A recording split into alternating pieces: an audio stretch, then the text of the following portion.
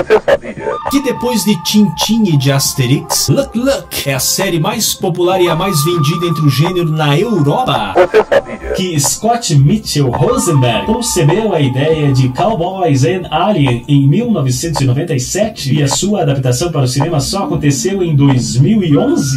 Você sabia Está começando Conexão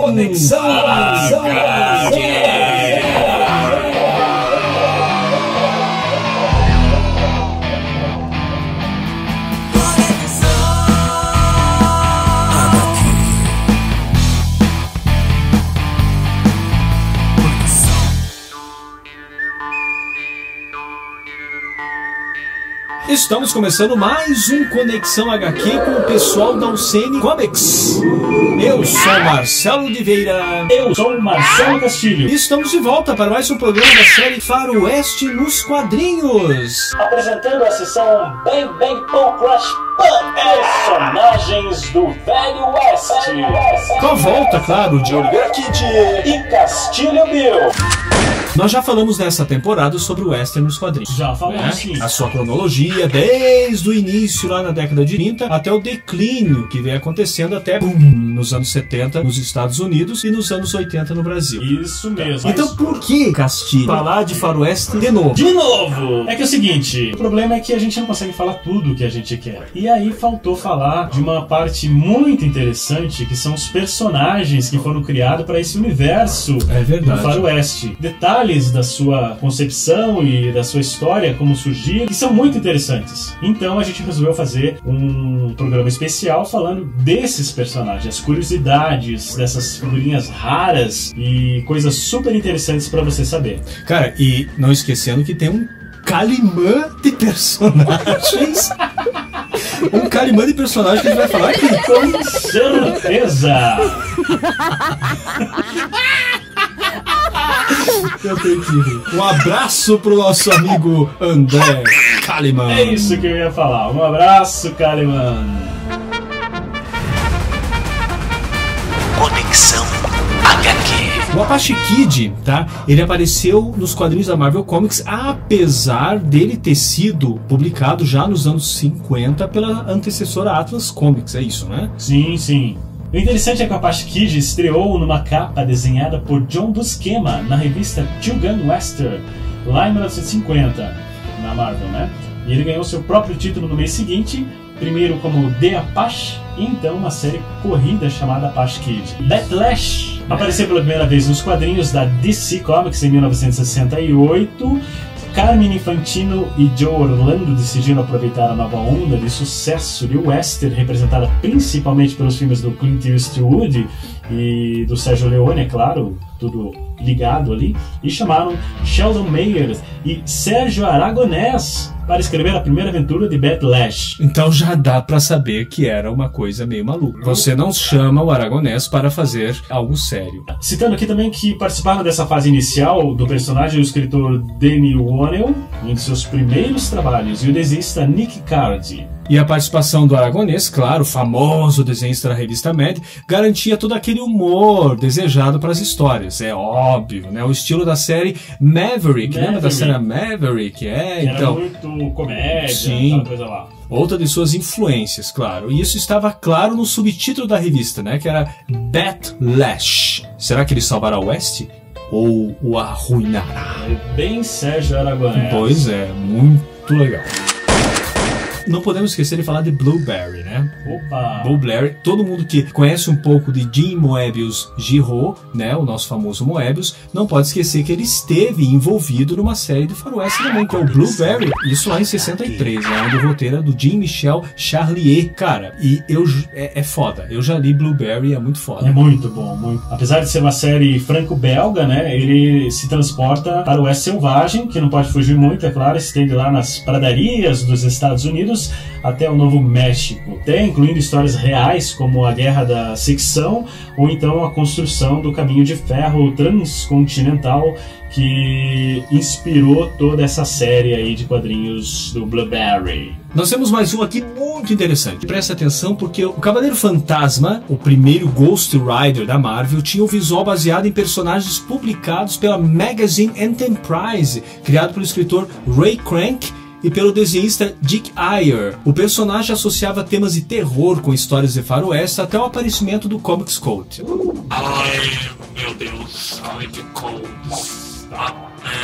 Depois que os direitos sobre o nome do Cavaleiro foram esquecidos, a Marvel Comics lançou seu próprio personagem com a mesma aparência clássica. Foi na revista Ghost Ride #1 em fevereiro de 1967. Foi escrito pelo Roy Thomas e Gary Friedrich e com o ilustrador do original, que era o Dick Ayers. Dick Ayers participando aí do Ghost Rider da Marvel. Era o mesmo, na verdade. Aí com a introdução do motoqueiro fantasma, que usava o mesmo nome de Ghost Riders, a Marvel mudou o nome do herói do faroeste. Primeiro para Knight Rider, que era tipo Cavaleiro da Noite, que não foi bem aceito, pois esse era um apelido dado lá no sudeste dos Estados Unidos pelos membros da Ku Klux Klan. Aí é foda, né? Aí é foda. Aí rebatizaram para Phantom Rider, que segundo a cronologia da Marvel, 5 homens adotaram o nome de Phantom Riders, ou Cavaleiro Fantasma, sendo que um deles encontra-se ativo nos dias atuais. O legal também é que os personagens antigos na Magazine Enterprise, inclusive a versão antiga do Cavaleiro Fantasma, foram republicados pela AC Comics nos anos 80. Legal. Com a perda do direito do nome do personagem para Marvel, daí, né, a AC adotou o nome de Haunted Horseman. Oh, Haunted Horseman é foda. O Cavaleiro Mal Assombrado. Enquanto a Marvel continuou com o nome Ghost Rider. Ah, com certeza. E no Brasil, para complicar ainda mais, chapiscar a porcelana, para chapiscar a porcelana ainda mais, o personagem Phantom Ranger, também conhecido como Kina, o Imortal, e também foi batizado de Cavaleiro Fantasma. Que maravilha! Aí vira a chapiscada, já vira uma freada de caminhão.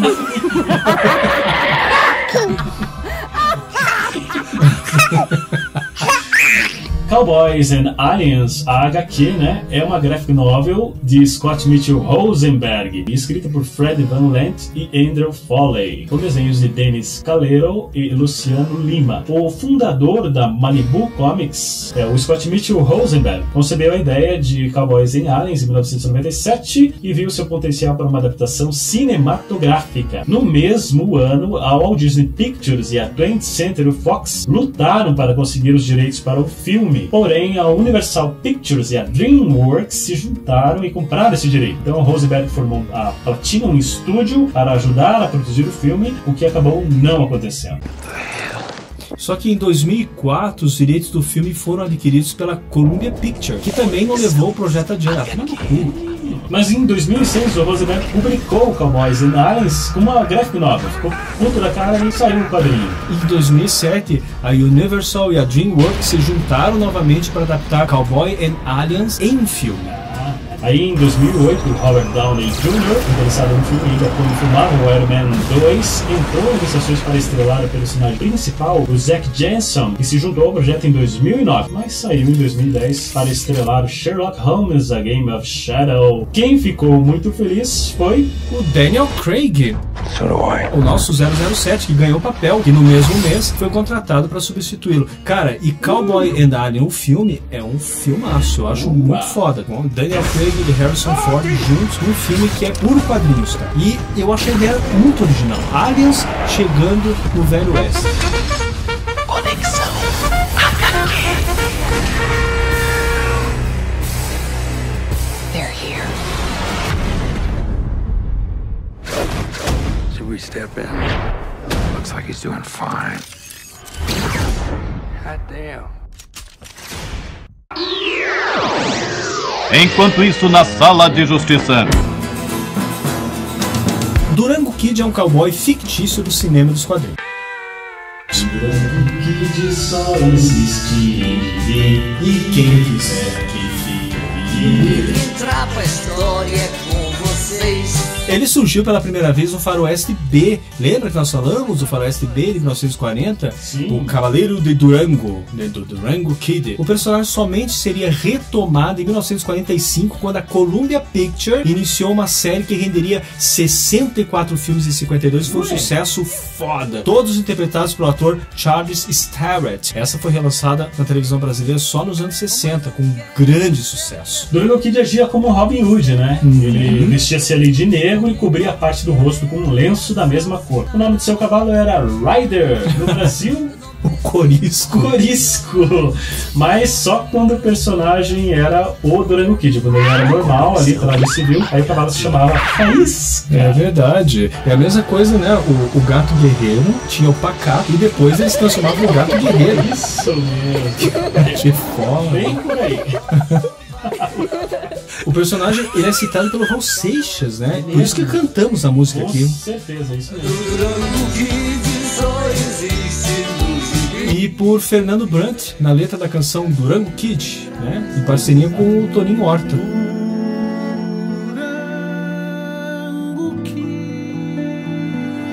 E ainda teve Sérgio Sampaio, que também citou ele, e eu quero botar meu bloco na rua. Que Durango Kid quase me pegou. Eu Quero é botar meu bloco na rua. Ele é massa, essa música é massa. Isso tudo para comprovar aí o grande sucesso desse personagem Durango Kid, que marcou uma época. Conexão HQ. Escalpador, o Scalp Hunter, personagem da DC Comics, criado por Sérgio Aragonés e Joey Orlando. Tá aí o Sérgio de novo. Está aí o Aragonés, esse cara é foda, é um grande nome dos quadrinhos. Beijo pro Sérgio. Beijo, Serginho! Sua primeira aventura, né, do Escalpador, ela foi na revista americana West Tales, lá em 77. No Brasil, ele foi publicado pela editora Brasil América, nossa Ebal, do nosso querido Adolf Eisen, na revista Reis do Faroeste, em 1981. Na revista número 1 do Escalpador, apareceu como um astro convidado o Batlash. Claro, as loucuras do Aragonês. É, e ele aparecia também nas histórias do Jonah Hex e ficou amigo de Abraham Lincoln ao impedir os planos de conspiradores. Nossa, fizeram uma farofa legal, né? Todos os personagens tiveram o Escalpador como... Batlash, Abraham Lincoln, Jonah Hex e o Scambau. Só faltou o Superman. Mas falando em Superman, olha só, agora presta atenção. Naquelas reviravoltas que a DC adora fazer, na série dos anos 90 do Starman, né, que é o Jack Knight, apareceu o personagem Matt O'Dare, revelado como a reencarnação do Escalpador. Meu Deus. Foi também sugerido que ele reencarnaria novamente e se tornaria o futuro herói Starboy. Mas lambança. Veja só, não para por aí, porque na revista Wild West Tales de março de 2010, parte de A Noite Mais Densa, o Escalpador foi reanimado como um membro da Tropa dos Lanternas Negros, aliado ao Jonah Hex e ao Batlash. E o Escalpador apareceu recentemente em DC Universe Trail of Time, de Jeff Marriott, lançado em 2007. Formando uma equipe, cara, aí com o Superman. Olha, a lambança. Pois é, com o Vingador Fantasma, com o Etrigan, o Demônio, Jonah Hex de novo e o Batlash de novo. Olha só! E pra complicar ainda mais, a Marvel também tem um personagem chamado Scalp Hunter, o caçador de escalpos. Aí a salada ficou florida. Bom, nós temos aqui o Jerônimo, que é o herói do sertão. A gente tem que ter o nosso famoso aqui. Foi o nome de uma radionovela brasileira de bastante sucesso e que recebeu adaptação para televisão, cinema e histórias em quadrinhos. Nós também temos o nosso representante aí do sertão ou do western.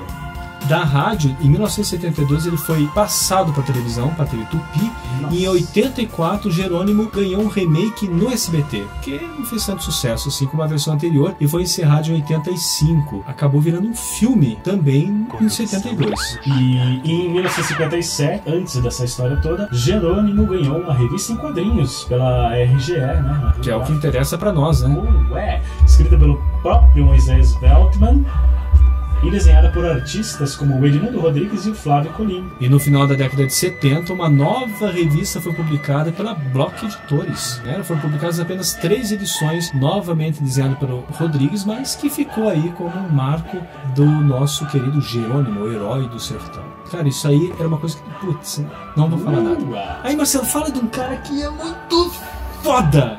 Fale com trombetas, não fale com trombetas, que esse cara eu gosto. Jonah Hex! Isso mesmo. Criado por John Albano e Tony DeZuniga para DC Comics. Ele apareceu pela primeira vez em All Star Western número 10, lá em 1972. Pois é, o John Hex tem um passado tão complicado, tão desfigurado pela violência, quanto é o seu rosto.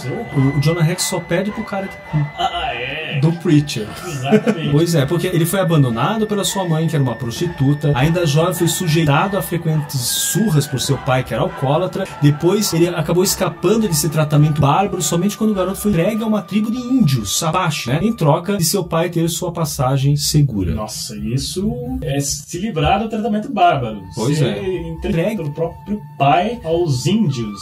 Que beleza. Mas apesar de tudo, Rex foi capaz de aprender valiosas habilidades de sobrevivência com os Apaches, até que ele foi expulso da tribo. E, eventualmente, lutando como um soldado rebelde na Guerra Civil Americana, Rex viu mais do que uma vida inteira de horror e derramamento de sangue no campo de batalha. Em 1904, Jonah é morto durante um jogo de cartas.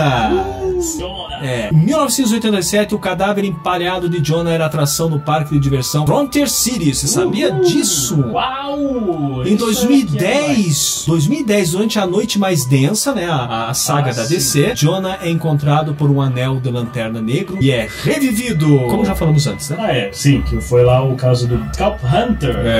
Aí, assim, na noite mais densa, nessa saga praticamente voltou todos esses personagens aí. Mas antes de tudo isso, na década de 80, antes de tudo isso que eu falei, uma recente fase do Jonah Hex estava chegando ao fim, sendo que a última edição saiu exatamente em 85, às vésperas da Crise nas Infinitas Terras. A crise? Ah, você não sabe o que é a Crise nas Infinitas Terras? Nós temos um Conexão. Clique no link aqui, ó, e assista a Crise nas Infinitas Terras pela Conexão HQ. Continuando, ao invés de realmente acabar, o título tomou um novo rumo. Rex foi enviado do Velho Oeste para o futuro. Lembra disso, Castilho? Eu lembro. Nossa, foi quando a gente começou a acompanhar ali a DC Comics pela Abril. Legal. Numa espécie de mundo pós-apocalíptico, no melhor estilo Mad Max. E ele passou de Jonah Hex para um título chamado Hex. Vem? Cara, curiosamente, essa fase não agradou nos Estados Unidos, não. É verdade. Mas ela fez um grande sucesso nos leitores europeus, que é aquela linha mais de ficção que eles adoram, né? Adoram. Mundo pós-apocalíptico, aquela coisa toda. E temos o Judas. Não é o Judas Priest. Judas Alan Scott. É um personagem italiano criado em 79 por Ennio Bisaglia e o seu irmão Vladimiro e Ivo Pavone. Para o Sergio Bonelli Editore. E no Brasil, o personagem foi publicado pela editora Vex a partir dos anos 80, com o nome de Chacal, o famoso Chacal. Aquela merda de sempre, né? Já existia um Chacal no Brasil. E eles acabaram confundindo com o personagem criado aqui no Brasil, o Tony Carson, que já se chamava Chacal. Cagou. E o Judas, né? Ele recebeu dos foras da lei seu apelido bíblico de Judas, quando desiludido com a perda da sua amada Vivian, largou seus companheiros assaltantes e passou a persegui-los, ou seja, um tremendo Judas, filho da puta. E no Brasil, em 1980, a editora Vex publicou os 16 números do Judas, Chacal, vamos dizer assim, e em 1989 teve a Record ainda, né, Marcelo? Opa, ela republicou também a série, só que daí ela respeitou o título Judas e o formato italianos, aí ficou certinho. Legal, valeu, editora Record. Conexão HQ. Lucky Luke. O Lucky Luke. De origem franco-belga. Esse é foda. Criada em 1946 por Maurice. E depois de Tintin e de Asterix, o Lucky Luke é a série mais popular e a mais vendida entre o gênero na Europa. Fato curioso é que foram publicadas poucas aventuras desse herói em idioma inglês. Ele parece um cowboy estilo anos 50, assim, meio que é rocker, aquela coisa toda, aquele chapéu caído no rosto, aquele cigarro de lado, assim como ele tem um topete. Um topete, exatamente. E olha que interessante, o roteiro das primeiras edições da série, ela é de autoria de René Goscinny. O nosso Goscinny, né? O famoso criador do Asterix. Mas após a morte do Goscinny, vários se alternaram ali na tarefa de criar os roteiros para os novos álbuns. Aliás, ele morreu em 77, né? Faz tempo já. Faz tempo. E o Lucky Luke caracterizou-se por ter sempre ao canto da boca o cigarro, como acabei de falar. E em 83, Maurice decidiu substituir o mesmo por uma palha, o que lhe valeu o reconhecimento da Organização Mundial de Saúde. saúde, recebendo no ano de 88, em Genebra, uma medalha pelas jornadas mundiais sem tabaco. Olha que interessante, Morris. Legal. Parabéns. Parabéns, Morris. Eu quero falar do Vampiro Americano. Opa! O Vampiro Americano é uma série que eu acompanhei, né?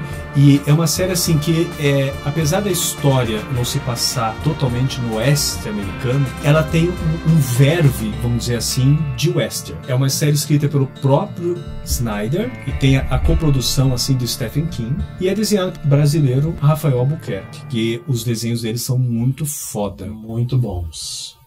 E daí, a partir da 6ª edição, que Scott Snyder ficou sozinho como escritor. Aí o Stephen King deu a parada, o Stephen King deu o empurrão e o cara continuou. E assim, mistura western, mistura vampiros, e a história se passa lá no western de antigamente e vai correndo por toda a história da América, sempre com o tema vampiro junto. E desde o início da publicação, a série tem se mostrado não apenas um sucesso comercial, mas como também de crítica. E ali a tiragem de várias de suas edições esgotaram pouco após serem lançadas. Isso demonstra um grande sucesso. E ao final de seu primeiro ano de publicação, foi uma vencedora do prêmio Eisner. Eisner, olha só, grande prêmio dos quadrinhos. Pois é, e quem quer conhecer, a editora Panini lançou a série na revista mensal Vertigo, que eu comecei a acompanhar lá. E quem quer conhecer e perdeu todo esse arco, tem nas livrarias o encadernado. Vale a pena lembrar aqui também que o Albuquerque, o brasileiro, ele passou a ser acreditado como co-criador da série a partir da 13ª edição. Oh, isso é bacana de saber. Isso é bacana, legal. É um trabalho magnífico do Albuquerque. Maravilha! Atenção, senhores ouvintes. A Conexão HQ vai terminar em 5 minutos. Vigilante. O primeiro vigilante foi o Greg Saunders, um típico cowboy americano que nos quadrinhos participou dos 7 Soldados da Vitória. Ele não possui nenhum superpoder, mas mesmo assim luta contra supervilões com seus 2 revólveres Colt. Olha, cara, o cara é muito bom, né? O cara é foda. É foda. Uma corda e uma motocicleta vermelha e branca. Apareceu logo no primeiro número da minissérie 7 Soldados da Vitória, onde luta ao lado de 5 heróis menores contra o exército Shira e é morto. Já era. Sério? Acabou assim? Acabou, morreu. Não, peraí, mas os quadrinhos nem É verdade. Antes dele ressuscitar, em 1947, um seriado de cinema de 15 capítulos chamado The Vigilant foi lançado pela Columbia Pictures, sendo uma das mais antigas adaptações de um herói da DC Comics para outras mídias. Vigilante também apareceu como um personagem da série Liga da Justiça Sem Limites. Conexão HQ.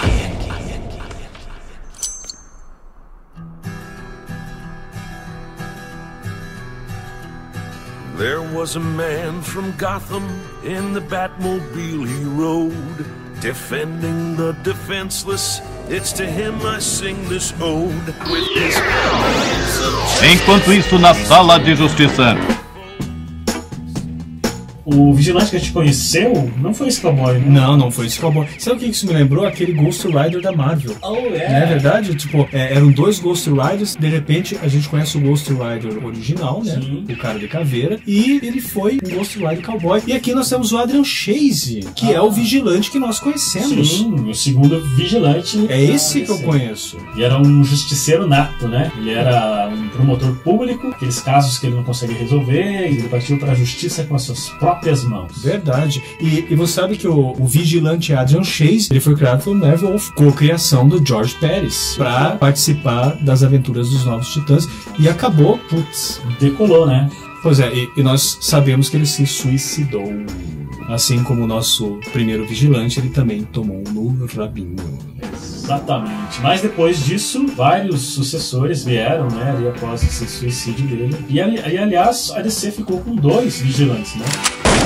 Agora eu quero falar só pra gente finalizar, eu quero falar do Zago, porque o Zago é outro personagem italiano muito conhecido no Brasil, tanto quanto Tex. Ele é um personagem do Oeste que habita a lendária floresta de Darkwood, atua nas aventuras com seu inseparável amigo, o Chico. Chico!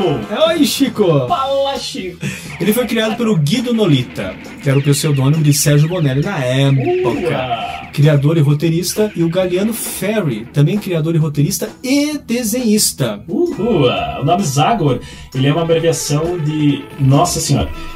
Zagor Denei, ou seja, o espírito da machadinha, em dialeto dos índios algonquinos. Caralho, cara, isso eu não sabia. E isso foi uma surpresa pra mim. A origem dele é rápida. Ao perder seus pais, passou a dedicar sua vida à defesa da paz e da ordem na imaginária floresta de Darkwood, situada na região dos Estados Unidos, é claro, conhecida por as 13 colônias. Já está na hora de irmos embora. Todos esses personagens que nós falamos são personagens conhecidíssimos, devem ter outros também que nós... Muitos outros, né? Beleza. Se você quiser saber um pouco mais, você pode, de repente, escrever para nós aqui e colocar outros personagens. Pô, vocês esqueceram desse? Pô, por que vocês esqueceram desse? Que a gente volta a falar aqui desses personagens também. Sem esquecer que no primeiro Faroeste nós falamos uma pá deles também, né? Então procure lá também. Procure lá, veja lá. Mas assim, acaba passando em branco, batido, porque é muita coisa. Mas tá bem interessante, quase completo. É isso aí, pessoal. Eu acho que a gente já podemos finalizar por aqui, né, Castilho? Vamos embora, então. É isso aí. Eu sou Marcelo de Oliveira. Eu, Marcelo Castilho. Até a próxima! Até!